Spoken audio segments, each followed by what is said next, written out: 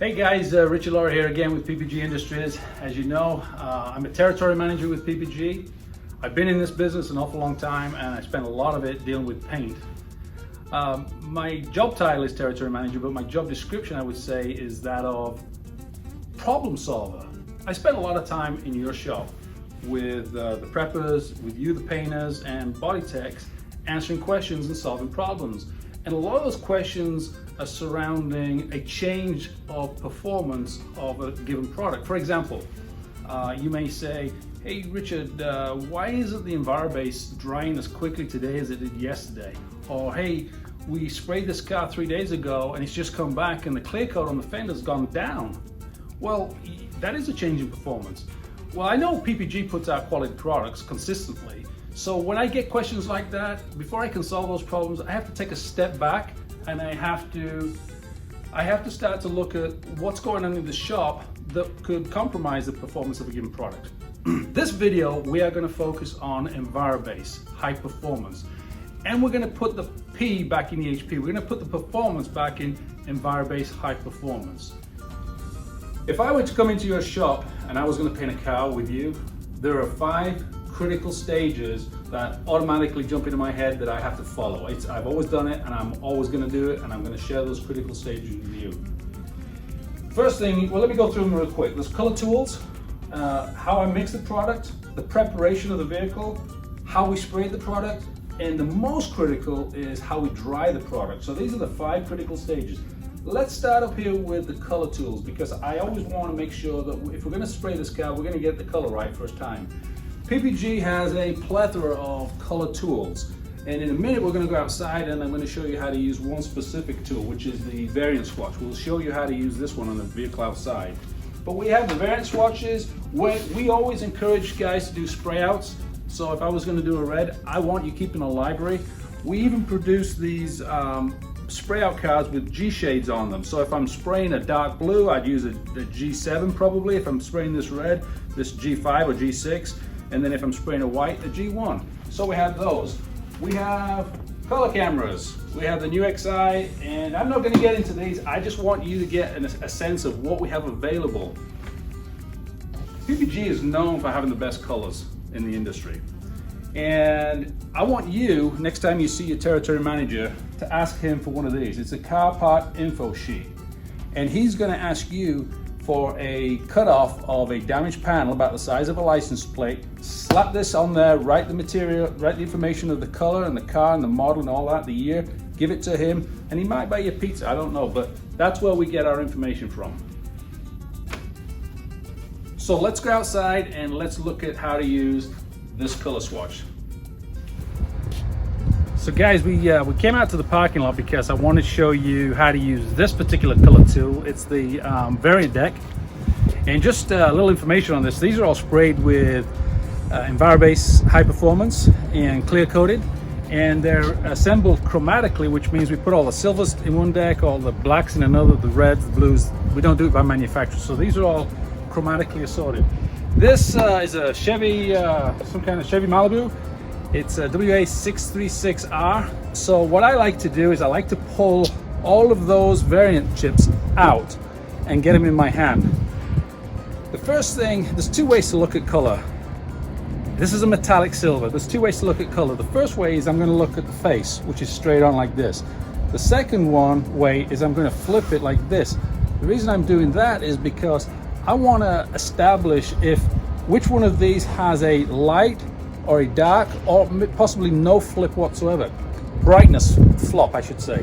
So face and then brightness flop. I can also see if there's a color flop as well on this angle, but it's face and then it's 180, so it's straight away. So guys, what I've done is I pulled all 5 of the variants out. I got the prime and 4 shaded variants. The correct way to look at these is to take them one at a time. And I'm assuming we're going to try to match this fender to this door.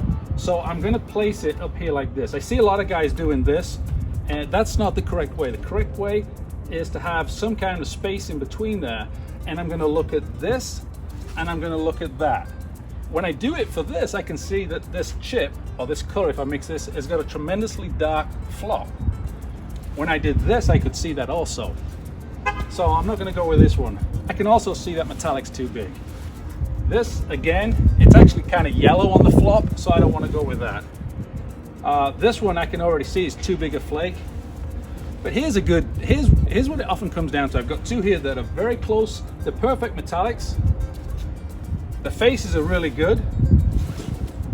But there's a big difference on the brightness flop. This one is much lighter, this is darker. When I put them on there, it's relatively difficult for me to see. So a little thing you can do is, if you're not sure, if you want to say, well, how does this color on the car flop? You can open one of these panels like this and then look at it from this direction, and you're looking at this on the flop and this on the face. So on the face you can see this is lighter. So essentially what it's telling us is we want a color that's probably going to flip dark. Of these two, if one of them flips light and one of them flips dark, they're similar in every way. This one here flips darker. I'm going to go with this. They're too close for me to tell just by looking like this. But when I put it on there, I can blend the face out. What you can't blend is a flop, a brightness flop. So I'm going to go with this because it has a darker flop, and this actually is the prime in this case. Not every color requires a prime, but this one is the prime. So let's go back inside, guys. Thanks. All right, guys, we're back inside, and number 2 in our 5 critical stages for maximizing performance of Envirobase is how do we mix it? The tech sheet has always said 10%, 20%, and 30% of 494 based on solid metallic and the mica you're using. But as the product has evolved, it's expanded its footprint throughout North America. We've made some additions to how we want to mix it, and they're worth taking a look at. 493 is a waterborne isocyanate. I hope you've heard of it. If you haven't, you're going to hear about it right now, because this is one of my favorite products. Anytime now that I use Envirobase, I'm going to spray Envirobase, I'm going to be using this. It's a waterborne isocyanate. And if you've ever sprayed solvent base coat, I just want to flip back in history. If you've ever sprayed a solvent base coat and you've added 5 to 10% of a hardener, the clear coat hardener, into that, it makes it more robust. If I was doing a complete with a solvent base coat, in goes my hardener. Well, this has such a dramatic effect on Envirobase that I've chosen to use this in everything, and I recommend that you would use it in everything too. The mixing ratios are all in Paint Manager. You can get them off the tech sheet, and you can get them from your territory manager. Everything we're going to spray today outside in the booth, we're going to use T492 and T493. Guys, I want to get behind the camera so I can show you something, so I can see what I'm showing you as well. Here we have a panel that was painted about, I don't know, 6 months ago. Here we have Envirobase. It's a 3-stage white, same color here. This, however, has no T493 in it, whereas this one does. And you can see from this picture how easily it is to scratch. Even today, you can still scratch it. It's a latex. Latex tends to stay somewhat soft. It's not soft under the clear coat, but it is here. Over here, you cannot scratch it. It is very hard because the T493, an isocyanate, is actually cross-linked to quite a large degree with the latex and anything else that's in that film. It really is something I like to use in everything. So I would recommend that you guys use that also. We're out here in the workshop and we're going to mix some Envirobase. We talked about the 3 components we're going to add. We've pre-mixed some color. We've got 10 ounces of a blue pearl here. We've pre-mixed it, and we're now going to add the 3 components that we talked about in the classroom. The first one is 492, which is a lot of you have already used this. It adds a resin and an ability for this 493 to cross-link. We talked about this also. 493 is a waterborne isocyanate, and by putting these 2 in there in the ratios we discussed, it makes this into a much more robust product.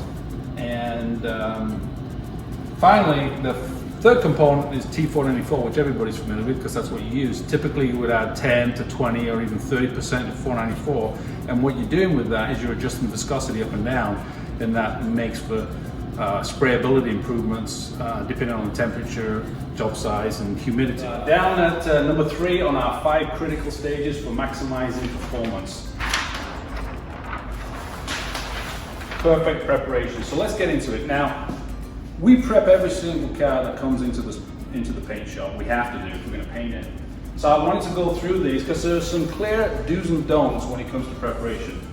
First of all, we sanded this OEM panel, and you have a choice. My preference is to go with dry, which is 600. If I'm going to use a DA, I'm going to use a soft interface pad. I prefer to use a soft interface pad on the panel so it kind of rolls over some of these areas easier without breaking the clear. You can also use 800 wet, either one. This is prepped so there are no shiny areas whatsoever. There are, however, some shiny areas up here, and I'll just take a break now and show you those. What I want to show you here is what I see a lot of in a shop, and if you follow the camera down here on this, you'll see on this crown here where the sanding is pretty good, but there's areas where it's still shiny. This is not going to help. See right there? This is not going to help with maximizing performance. If I come down here, this is also classic. Around these areas here, guys, those never get sanded correctly. They need to be. The surface energy on this panel is going to be different. It's going to be much lower there than it is, say, in the middle, and that's going to cause the base coat to perform differently over those non-sanded areas. You can see a good shot right there. First things we are going to do is we're going to use two degreasers. We're going to use a waterborne degreaser and we're going to use a solvent-borne degreaser. SWX350 for water and SXA330 for solvent. What you don't want to use on something this big, and especially if the weather is hot, is you don't want to use a multi-prep because it's a little bit too fast. This is perfect to get on a smaller plastic part, but on a big door, it's not good. Let me show you.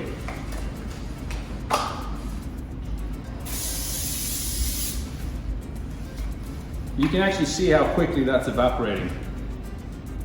You can actually on a smaller part spray this really wet, which is the way you want to spray it, but you see how quickly that's gone? The SXA330 on the other hand is a much better degreaser for a large panel, especially in warmer weather.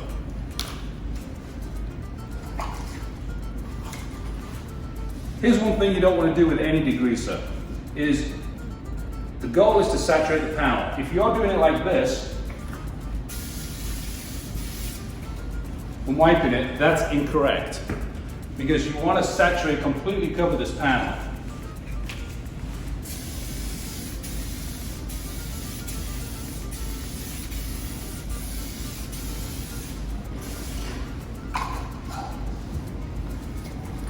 You can see how wet that is. It actually looks real nice. Looks like clear coat. We're gonna go get our cloths. It's soaked enough, a few seconds, that's all you need. And then you're gonna take a dry cloth and you're gonna wipe that all the way across.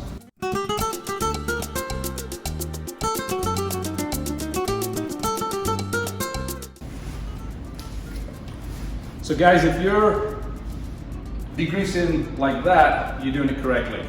If you're not degreasing like that, you need to start doing that. And you do exactly the same with the water. I'm not going to use it on here, but when you do use the water, you're going to totally saturate it. Give it a second. Take two cloths, one both dry, wipe on, and then wipe off. And that's the degreasing part. The last thing for preparation, and this isn't something you're going to do out here, you're going to do this in the spray booth, we're just filming it out here, is you want to take a clean cloth, tack cloth. Here's how you use one of these, and you think, well, everybody knows how to use one of these. Well, you want to take it out, unwrap it, bundle it up like that. Don't use it flat like it comes out of the bag. And then,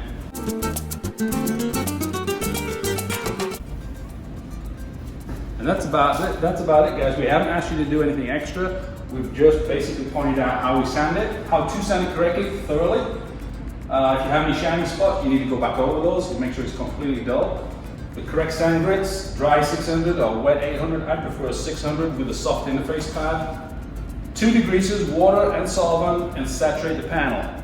Wipe on with a dry cloth, wipe off with a dry cloth, and then blow and tack in the spray booth. That's perfect prep. It's really simple. All right, guys, we're down to 4 and 5 on the 5 critical stages for maximizing performance: spraying and drying. And what I want to do is try to tackle those two together. These are super critical, but they're very different. One is a visual process. One is a visual stage, and the other is a process stage. If I take this off, under spraying, I've got three things. When we spray, everything we do and we put on that panel, we're going to look at. We're going to visualize. We're going to visualize the wetting. We have to see that it's wetting. We don't. It's not a process. We look at it. We look to see if the color's correct. Hopefully we've done our pre-work. For wetting, we will have sanded the panel, we would have mixed it correctly, and that will lead to correct wetting. For color, we've used the color tools, and that will lead to correct color. I'm assuming we've got good lights in the booth, or we have a light that we can at least check if we're doing a spot repair, that we've got opacity. Opacity is critical, because if we go out in the sun and we don't have opacity, or we don't have enough coverage, and this is why we have G-shades, so we focus on G-shades a lot in training. But these are all visual. Here's what I want to do though, because wetting, I've used that term a couple of times. I want to cut here to a short demonstration of what I mean by wetting. So let's go do that right now. We're out here at the little demo table we've built, and what we've got going on here is a demonstration to show you the meaning of the term wetting. So on this plate, I'm going to pour a liquid, a blue liquid. There's a lot on there. And then over here, I'm going to pour a similar liquid. And here's what I'm going to do. I'm going to move this one around, and you can see this liquid is quite happy sheeting out and wetting on the surface. It likes the surface. It likes the contact it has with the surface. This is an example of good wetting. Over here, you can see this little bugger. He don't want anything to do with the surface, and as I move it around, he's trying to get away. This is an example of bad wetting. This liquid does not want to wet out on the surface. So Envirobase, it's really important for us to be able to create a surface that is receptive to Envirobase. We want our Envirobase to do this on the surface and not this. And we'll show this again, actually spraying it out in the spray booth. But right now, I just wanted to try to get you to see the difference between poor wetting and good wetting. Now that you understand about wetting, I'm going to move straight into drying. Whereas this is a visual assessment, everything we do with a spray gun, and we're looking at it. So when we assess it, we're doing it visually. With drying, it's not a visual assessment, it's a process. Typically, we would spray our vehicle, walk out of the spray booth, clean our gun, mix the clear, come back in, and we would spray the clear without giving drying a second thought. Well, with water, that's a problem. You have to give drying a second thought. You have to give it a first thought. It's a process. If you don't dry your Envirobase correctly, it's going to affect the gloss and could potentially affect the adhesion. I started out by saying I get questions about compromised performance of a product. Lady brings a car back after 3 days because the gloss has gone down. The gloss has gone down because we didn't focus on drying, or the product dried slower yesterday than it is drying today, or vice versa. It's because we're not focusing on drying. We're not using the equipment we should be using to cause drying. Because if we don't cause drying, we're going to have a problem with gloss and adhesion and longevity of this product. And that's what we want to avoid. So I'm going to discuss a little bit about drying in the spray booth when we go out there. And you'll see I'm using a temperature gun, and I'll explain that when I come back in. And I'm using some blowers. So let's go out into the spray booth right now. So guys, we're going to go in the spray booth now. We're going to spray the paint we just mixed up. There's three things I'm going to do in there. I'm going to, first of all, spray it. I'm spraying it with a 1.3 fluid tip. I'm going to spray it about 25 psi, which I've already tested, and it's really nice. So I'm going to put a coat on. I want you to see a couple of things: how easily it wets out on the panel, and the fact that it's a wet coat. It's not a heavy coat. It's a wet, thin, wet coat. And the goal with that is that I give the product enough mobility. By putting it on wet, it has enough mobility to, it gives it enough time to flow out. Because it's thin, it helps me with the drying process. Now with the drying process, I'm gonna actually use an air amplifier. If you're not using these, you need to get one of these, either a wall-mounted one, a floor-mounted one, some fans in the ceiling, some kind of additional air movement to help dry that base coat. And again, we'll talk about that in the classroom a little bit more, about why that's so important. The other thing I'm going to show you is a nice little tip. You want to know when the water's come out. When I put this base coat on, the temperature of that panel is going to drop, I don't know, maybe 10 degrees. We'll measure it before, I'll show you, and then when it's wet I will show you. Then I will use the blower to dry this base coat, and you can watch the temperature of the base coat come back up. When it comes back up, it's a pretty good indication that we've got most of that moisture out there and we're ready for a second coat. So let's go in the spray booth.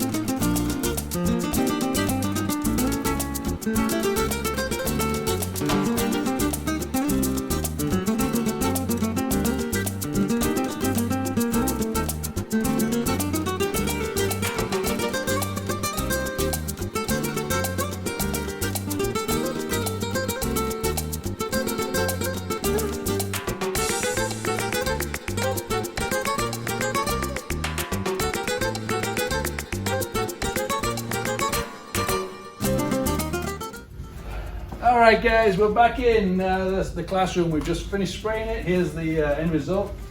I hope you can see through the video here how silky this is. This is exactly how Envirobase High Performance should look. If your base coat looks like this, you're doing everything right. If it's not, then we need to go back to through these 5 steps and think about what we're missing. A couple of things I did in there was when I sprayed this panel, we went over a G shade, G7, because that's the G shade that this color calls for. So I wanted to use that, and that really helps with the base coat wetting as well. Having a sealer underneath there, that's a tremendous part of wetting. One of the things I did was I measured the temperature first, if you remember, and it was in the low 70s. When it was before I sprayed, after I sprayed and it was still wet, I took the temperature again and it was in the low 60s. There was a significant drop in temperature. That's a little tip you can use. When that temperature comes back up as it dries, and you saw it come back, it didn't come all the way back up because there's still some solvents in there, but when it comes back up, that's a good point between coats. Even though it came up after it was dry, it didn't come up all the way, you leave it a few minutes, and like I said, it's not visual. Visually it looks dry. The process is telling me I gotta leave it a little bit longer because I want the temperature to come back up. Now really, before you clear coat this, you want the temperature to come right back up to room temperature. If you can do that, then, and it doesn't take long, we're only talking a few minutes. If I'm using the blowgun or the fan or the quads in the corner or some kind of device for accelerating the air across here, not super fast, just enough air to move the solvents, the co-solvents and the water out of this wet base coat. As it starts to dry, the temperature will start to rise. I can measure the temperature. You don't have to do it on all, just so you see the difference between pre-wet paint, mid-wet paint, and post-wet paint. And you'll see it go down and come back up again. And that's a good process for spraying and drying. Making sure you use the right tools, you understand what the base coat is doing, and you end up with a silky Envirobase. This now, when it's clear coat, gets clear coat, it's going to go down the road, it's going to look fantastic, and that customer is going to come back in 3 days. So I think we touched on everything, guys. Thank you very much for your time. I hope you enjoyed this video.